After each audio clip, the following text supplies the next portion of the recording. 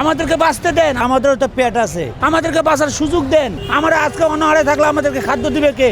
এই যে আমাদের দুঃখ দুর্দশা এগুলো কি ঠিক? আমাদের তো কর্মজীবন আছে, আমাদেরও তো পেট আছে, আমরাও তো বাল বাচ্চা আমাদের আছে, আমাদের ফ্যামিলি নাই।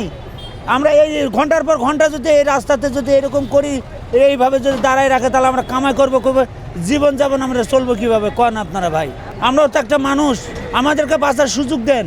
শিক্ষাতে ওর বাপের 35 সম্পত্তি 10 জনা যদি না চায় ছেড়ে দেখ, 10 জনের সিদ্ধান্তই তো সিদ্ধান্ত। আর অযথা বাপের জমিদারি পাইছে ছেড়ে দেবে না, ঘন্টার পর ঘন্টা রাস্তায় মানুষ এরকম সময় শেষ করবে, এটি কথা হলো? আমরা আজকে অনাহারে থাকলে আমাদেরকে খাদ্য দিবে কে?